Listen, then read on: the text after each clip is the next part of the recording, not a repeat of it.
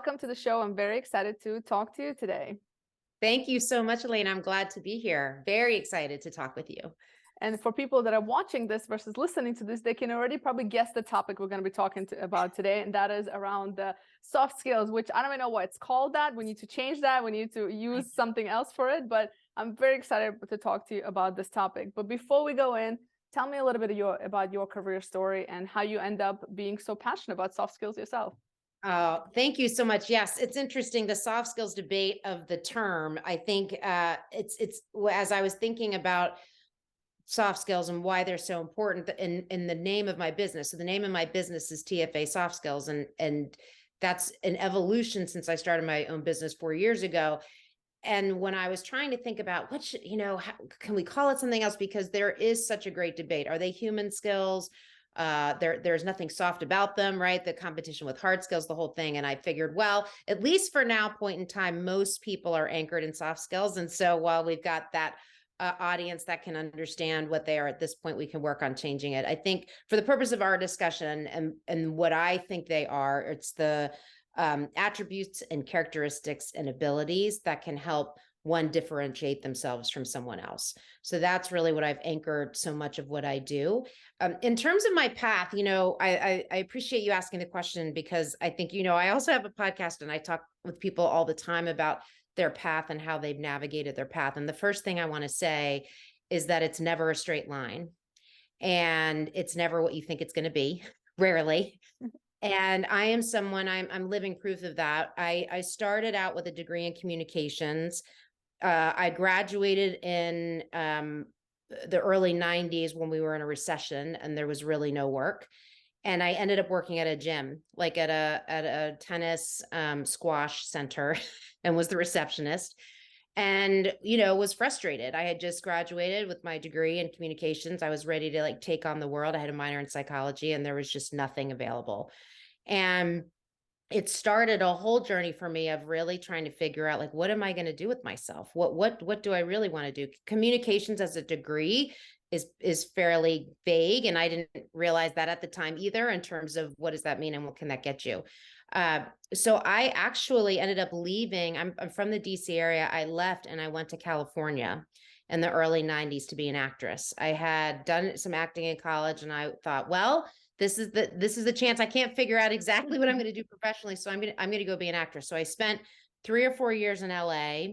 And I did a lot of background work. I was in Friends. Everybody was like, oh my God, you're in Friends. I was very background in Friends. I'm in the movie Jerry Maguire. There's a scene, you could see me in there. But during that time, I'm from the East Coast. I'm the youngest of 5, a lot of, siblings that had kids. And I was just missing a lot of that. So I decided to come back home. And that's really when I got exposed to the world of human resources. And I worked for a temp agency. And that's sort of what my whistle of oh, I love people. I love working with people. I love developing people. And then that really was a springboard to almost a 25 plus career in human resources, where I spent a lot of time in professional services, which for people that are what is professional services? I worked for PricewaterhouseCoopers for a good 8 to 10 years. And then I worked with Deloitte for almost 13 years. And then I left Deloitte and had a brief stint at Amazon. So lots of great experience in terms of what I was exposed to. If you're someone that's into the study and observing people, which is me, it was a great fertile ground for that. And I left Amazon and started my own business focused on developing soft skills, because I found that people were extremely limited, or they were excelling on their acumen in the soft skills space. And I feel strongly that we are working so hard to help people to develop their technical skills, but the soft skills are hurting and there's a gap. And we need to help people, and we need to help people that are graduating from college. We need to help people that are in high school. We need to help people that are in elementary school. And we also need to help our individual contributors that are getting promoted to manager, and then manager to exec, and exec to C-suite. If you follow these milestones, soft skills and the importance of soft skills in those gates is critical. And so I've really spent the last 4 years cultivating and driving a business that's focused on developing and strengthening those. Yeah, and it's fascinating how, you're absolutely right, to get to that next level. I think a lot of people get to that mid-level because it's just like, as long as you're just kind of doing what you're supposed to be doing, you're good. But Yep. once you get in that people management level, if you don't have those soft skills, the variety of them, and to be able to influence and lead and manage up as well, that becomes a bottleneck. And I like to joke and say a lot of, well, it's not a joke, well, it kind of is, but it's the truth, but it's kind of sad at the same time. So you have to make a joke about it, that a lot of careers die at mid-level. Yeah. So that's how I feel. Yeah. I feel like and it's sad to me, and that's because of the lack of the soft skills. So I'm curious, from your experience, what is it, do you think, that we spend so much time on investing in hard skills versus soft skills? Why is there such a push, especially from a lot of leadership, right? Where they're spending money on certifications, on hard skills, but then soft skills, it's like almost like we can't grasp on the importance of it. Yeah, it's such a good question, and I think people have an immediate reaction to it. If you are someone that values soft skills, you can see people, the light bulb go off right away and say, yeah, that's important. If you're someone that values hard skills, and by hard skills, we should probably define, I think people sometimes are like, what does that really mean? So hard skills really, I believe it to mean anything that you spend your time learning and developing your craft. So you can be a mathematician, you can be a musician, you can be an architect, you can be a plumber, and whatever you can be a coder, you can be a consultant, any profession. That hard skill is the skills and attributes that you've worked on to develop that acumen in that line of work. And the soft skills, in my opinion, are what support and augment and fill in the gaps and that connective tissue. And I think why there's such a disconnect is that it's easier to measure hard skills. It's easier to drive performance and have a very clear, if you do X, you get X, in terms of, for a lot of the professions I just mentioned to you. Like in any discipline where you're learning the technicality of that discipline, there's typically measurement and clear direction. I think in the soft skills space, it's less clear. There's more room for interpretation. And people often think, well, if you're an extrovert, you're good at it. And if you're an introvert, you're not. And so why should we even try to spend any time in this space? Like, it's just a foregone conclusion that you're one or the other. And what I think is really important for people to know is that it's a skill like any other skill. And so if you spend that time developing it, I've seen amazing transformation. That's why I love what I do now in terms of coaching or group coaching or working with people in this space. If someone is interested in strengthening these skills or developing them, you can have amazing transformation. It isn't just for those that are comfortable in front of a room full of people. There's a lot of room to grow and to strengthen if you have an interest. Do you think some of it has to do with the fact that, at the end of the day, business is business and companies want to make money. And when you teach somebody hard skills, you can see the result right there, right? You teach somebody to code or to use some kind of tool, and they can go and they can hit the ground running and they can start utilizing that skill, versus soft skills. Depending on what the topic and depending on somebody's exposure to it, it can take months and sometimes years for people to really become excellent at communication, at presenting, at being a better people manager. So do you think it's also that we're just, for better or for worse, we're very focused on the business side of, like, we need to produce? I think that's right. I think there's the production, and I also think that it's one of those things that people assume you have. So it's, they're going to anticipate that if you've got your degree and now I've hired you to code, I shouldn't have to teach you that. Like, you should know how to do that, right? And that on the development side or on the technical side, that, to your point, yeah, that's a little bit more where maybe the revenue is being generated, or at least that's the conversation. I'm looking at a quote here right now because I was telling you earlier, I encourage people to go and put important soft skills success into your browser, and you will be surprised at what comes back. There's so much literature out there and articles now, publications where reputable sources talking about this. And so I'm looking at a stat right here It says 85% of job success comes from having well-developed soft skills and people skills, while only 15% of job success comes from technical. And that was research conducted by Harvard University and the Carnegie Foundation and Stanford Research Center. So there's a misnomer out there that they're not important. And as someone who was on the front lines in an HR capacity and really seeing the impact when people don't have these skills, it's striking in terms of their ability, to your point, to progress. The other thing that I think is so important, and that's why I mentioned, people at earlier stages in their life, whether it's high school or college or entry-level talent, these skills can really differentiate you. They can make you a stronger candidate. They can get you better grades, right? They can get you invited to parties. It's the idea that like the networking, the communication, being able to interview well, being able to present, these are opportunities for you to differentiate yourself in a really competitive landscape. So to me, it's like, it's right there for the taking. And if you have your willingness to kind of put yourself, if you're someone that is a little uncomfortable in that space or hasn't spent time developing it, if you spend a little time, I think you would find that the investment will come back for sure. And no, I completely agree with you. And I think, so I work with a bunch of techies, a lot of software developers. And so they tend to be more on the introverted side. And they're like, especially like kind of fresh graduates, mid-20s to late 20s. And they're just like, I just want to code. I don't care about people management. I just want to do my coding behind the screen. And that's all I want to do.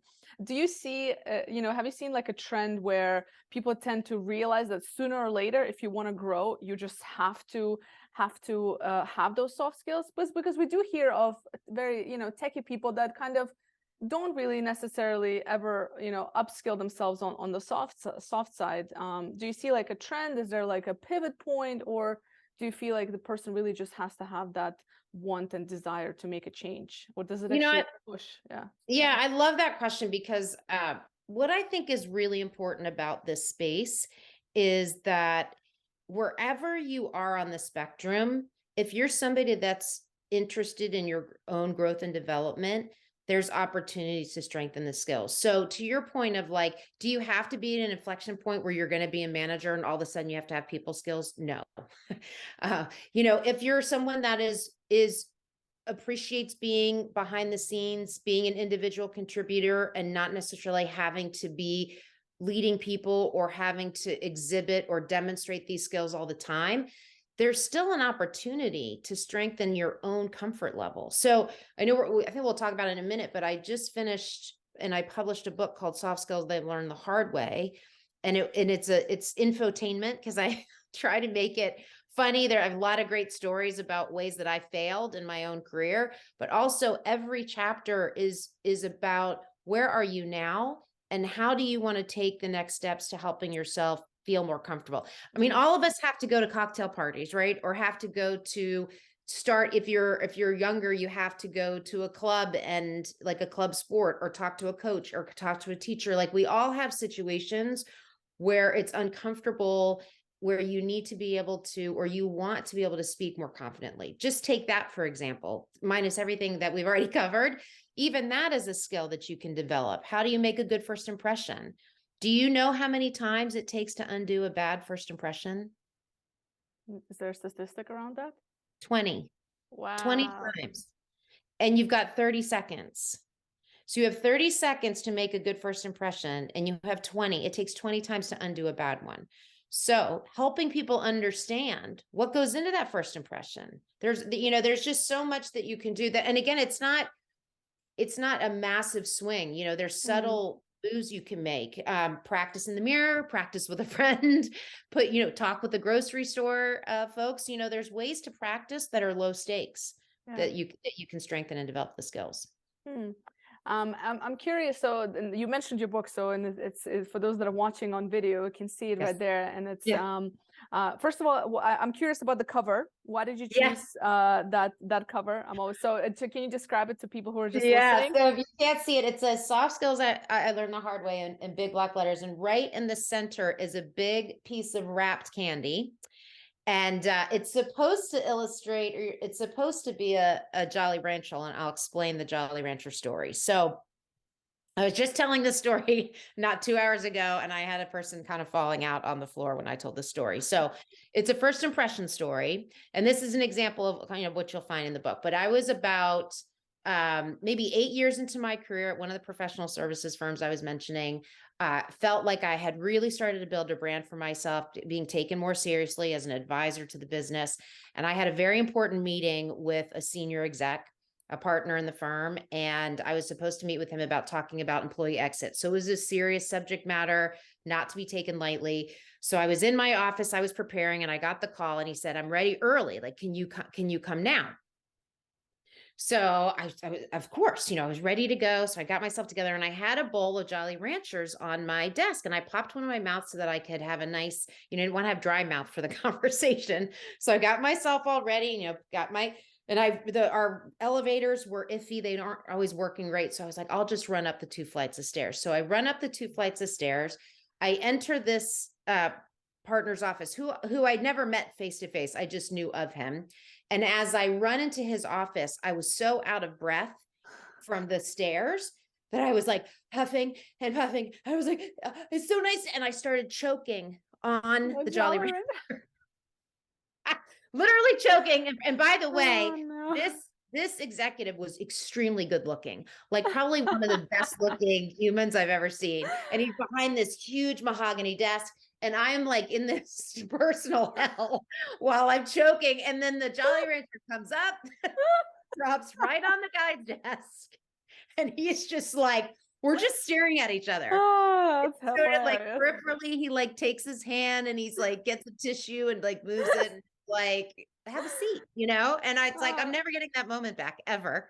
Um, and that is like, not everybody has that kind of first impression story, but it's a great lesson in preparedness. Take the moment. Don't take the stairs. Or go Yeah. slow. Go slow. Exactly. Like take a good couple of breaths. I mean, it is, though it's so funny as I was pulling the book together, because I really wanted it to not be dry and boring. That's the thing about when you think of human resources, or you think about professional development, or you think about things that we get excited about. Some people might think it's a little bland and boring. And I've had so many experiences like that, where I've sort of put, whether it's physical humor or just caught myself in situations that are so embarrassing, and I was able to capture it, and then also kind of learn from it and be able to give some counsel on like what has helped me to overcome those kind of things throughout my career. Yeah, and I think those are the stories that make it very relatable to people. We've all had our share of embarrassing moments, I'm sure. And I think when people read it, that's what really kind of sparks the interest. And like, okay, she gets me. She's been there, no matter, even if she was a communication major. So another lesson there is like, even if you've been brave enough to go to LA and do the whole acting and you know what I mean, and all of that, and still, even individuals that are very outgoing can kind of have their setbacks. Yes. And it's so, I was so serious about my work. It was so important that people saw me seriously and that I was capable. And I had worked very hard to get to that point.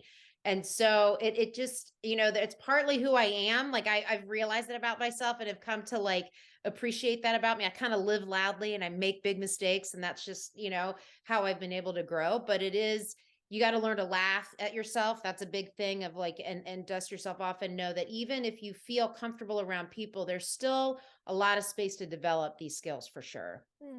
So who would you say would be an ideal reader for you? Who did you write this for? So I have, my ideal reader, I think, is an entry level talent, like someone just graduating from college. I feel like it's a great graduation present in terms of just laying out what happens in a professional world and how to get yourself, whether from an interviewing perspective. So we talk about interviewing, communication, networking, influence. I talk about authenticity. I talk a lot about, how to navigate that path and how to work through that communication, obviously. And then I do also have a chapter on leadership in the beginning stages of leadership. I know there's so much out there on leadership. And so I wanted to be very intentional about moving from an individual contributor to a leadership position. And what are those gaps, or what are those, areas that people typically fall? So I would say number one target is that. And then second would be somebody that is in the tech space or is in a space where they are less exposed to having to leverage or strengthen those soft skills and feel a little uncomfortable or feel like it's an area that they've been coached on, like, work on strength. And I think it's a great book for someone in that space. And then your high achieving, like juniors and seniors in high school. Like I've talked to a couple of AP Chem classes, like so some of the high school students that are really eager to excel and are achievement oriented. I found that they enjoy the book also. So I would say those are the three demographics that seem to be hitting well. I'm curious from your experience, especially talking with young talent, Yeah. have you noticed if for some of these topics, on some soft skills topics, like especially those that are kind of around emotional intelligence or conflict resolutions, and kind of influencing and these sort of things, what I find in conversations is that because they haven't experienced conflict quite yet, maybe in some cases, maybe not at that level, right? Yeah. And some of them have, of course, in early life, but many young students coming out, fresh graduates haven't experienced, so they almost don't see the value in it in the beginning. So, although they know, they kind of conceptually, they know it's important, but have you had that in your conversation? I'm just curious. In terms of their understanding of conflict resolution or how to manage that, or More just of the importance of those topics. Yes. You know what I find that I think it's true of entry-level talent, and frankly, it's true of a lot of people that are seasoned, depending on their habits. And, have you heard of that term, like what got you here won't get you there? Yeah. There might be a title of a book or it's a speech, Yeah. and I think that the idea that collaboration and active listening and being able to communicate through challenge and through opposing opinions is extremely important. And it's a skill, and it's a skill to understand when to listen, when to assert your opinion, when to collaborate. When I was at Amazon, they're very focused on their leadership principles. I think it's very well known. You can go Google that and you'll get lots on their leadership principles. But one of the things that I thought was really interesting was disagree and commit. That's one of their leadership principles. And what I liked about that is it created a space for you and I to not agree and for us to debate and to have different opinions, which I think is how you innovate and get great solutions. And then at some point, we have to agree. So we have to commit to that agreement and say, we're going to go to this path forward. And I do think that is something that is continuously a challenge for people, regardless of your level or how senior you are, being able to know, okay, now is when I really need to listen. And now is really when I need to be open to the conversation versus like, I'm expected to have an opinion and I need to drive an outcome. And so it's tricky. I think, to your point, do people know its importance? I don't think so. And do they, I think once they start to develop these skills, they see it working. They're like, oh, okay. And it helps their brand and their reputation, and that it helps. I think the thing that you alluded to earlier, and I should find a stat on this, which is like, the thing with soft skills and strengthening these skills, there's a lot of delayed gratification. It's not like you're immediately, to your point, yeah, you coded that right, you get your gold star. It is a iterative, builds over time. And now it's like, oh, I worked with Elena on that project and she was so willing to go the extra mile. She was so collaborative. She was able to like get in there, roll her sleeves up and do the thing. She was also able to pivot when things got uncomfortable. I want to work with her again. And that's where this stuff comes out that is hard to measure, hard to necessarily, put in the books of like, here's how you do this. But as you practice it, you'll see other people model it. It is a game changer. Yeah, and I think it's just uncomfortable for people. I think it's that. I think it's that discomfort that you feel when you have to, especially for certain skills. Again, whether Sure. it's conflict management or managing your emotions in certain situations or being self-aware, right? I mean, that's challenging. Every Yes. year, I'm like, oh my God, I feel like I don't know myself. I feel like it's a continuous Mhm. thing, and I've been doing this for years. And every year, I'm like, oh my goodness. So, and then there's people who just now kind of, when they're much seasoned and kind of starting this reflection, and that becomes more difficult. And I think that probably has a lot to do with that, with it. One of the things I'll say about the discomfort, because I think you're right, and it's almost like anything where you're uncomfortable and you push yourself a little bit to be less uncomfortable, and then the next time you do it, it's a little bit easier. If you think about any like skiing or something physical like running, if you are someone that never was a runner and then you try to run for the first time, or even weightlifting, or there's a lot of examples of times in your life where you had to push through discomfort to get to the other side. And I think all of us have discomfort in this space, or you're in a reporting relationship with someone where it's very uncomfortable, or you're in a class with a teacher that you feel like you can't talk to. I mean, it like transcends age, I feel Mhm. like.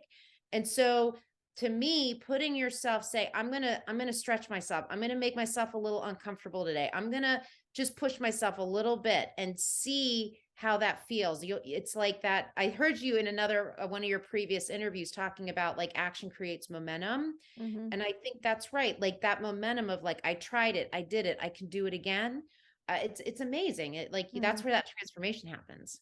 Yeah, absolutely. It's just getting over that, and Yeah, that's you got where that's where that coaching and the mentorship and that support yes. comes in, and to hear stories like even yours and through that book, to say, Ugh, okay, well, everybody's going through this, and I think that's the misconception is like, even those the most confident of us out there probably double check themselves all the time. Am I doing this right? Am I standing right? Am I communicating right? Right. So, and I think just having that coaching and that support means a world of a difference. Let me tell you this one other story because this is really funny. So, different company, audience full of senior exec leaders. I was taking over for someone who had been beloved in their position. Everybody loved this person. They Mm. thought he was fantastic. And I was stepping in, and it was a big meeting where there was like literally a changing of the guard where he introduced me and said, do you want to say a few words to the room? So I got up. I was so excited. I had like rehearsed what I was going to say. I had this big moment.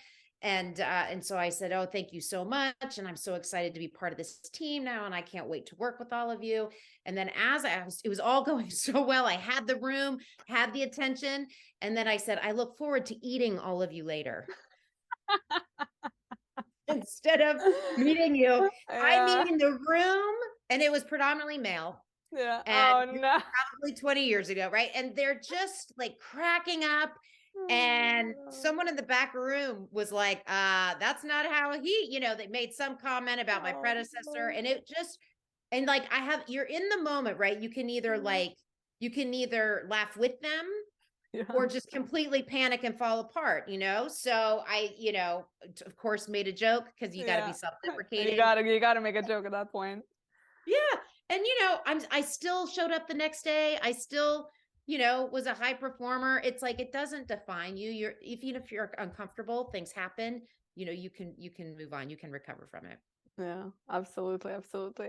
So I'm that's hilarious. That's something I do, by the way. Like and I'm a person that tends to wing things, and even if I over prepare, I tend to. And now I mean, people that know me and listening to this are like, yep. I mean, in my big conferences and you name it, I do this all the time, like on a monthly basis. I just accept it as part of my personality. So keep it authentic. So I'm Yeah. with you there.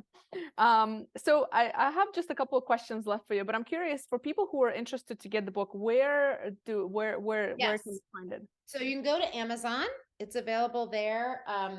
And I mentioned it's soft skills I learned the hard way. It's also, you can go to my website. If you go to www.tfasoftskills.com, there's a lot of great info there. I have a blog. We have a newsletter where we send out 5 soft skills tips for every month, 5 to 10.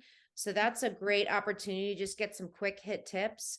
You can get to the podcast there as well. And then you can order the book, or there's a link to get the book from our website too. Sure. And I'll make sure to share all of those Yeah. links. Thank And you so much. where do you hang out on social media? You primarily on LinkedIn or? I have Instagram. I do have a fair amount of activity on LinkedIn also. So there's a TFA Soft Skills page on LinkedIn. And then also I'm personally on LinkedIn, and then Facebook, Instagram, and Twitter. We're handles in all of those as well. Awesome. And one of the questions I have for you as we're wrapping up this chat is, what do you wish a question that people would ask themselves more often? What is one question that you wish people would ask themselves? I love this question. And I challenge people to say, with no limitations, no self-imposed limitations, no monetary limitations, no, any limitation you might put on yourself, what is it that you want to do? What is it that you want to be? How do you want to take the next steps forward? What is it? What is the goal? What do you see for yourself without limitations? I think I love that question. And when you strip away well, there's this and there's this, and the things that take you away from that, just being able to ask yourself that question and really free flow it and see what comes out. It's pretty amazing. And then that's a great place to start with, especially for people that are stuck. You talked about career transition. We work a lot with clients in that space. Like if you're trying, like, I don't know what I want to do. I can't figure it out. It's like, strip away everything, like blue sky thinking, just what if, what could you be if without the limitations? I love that question. I love it. And another question for you, and this might be a hard one, but if you had a magic stick, what would you like to see in the world or change, whatever it may be? Yeah, there's obviously so much. I think the thing for me that I've come to realize, and it's taken me a long time, is the ability for one to be authentic to themselves. And by that, I mean, there's a lot, at least in the professional space, of bringing your authentic self to work. And that's a version of what I'm saying, but it's a little bit deeper than that. In terms of, I have found the closer I am to who I am, the easier my life is. So if you can find the true you that feels the most like you, and that's what you show to the world, the easier things are. When you're pretending, when you're trying to do something because you think someone else wants you to do it, you're doing something because for materialistic purposes. Like, I've had so many different motivators in my life.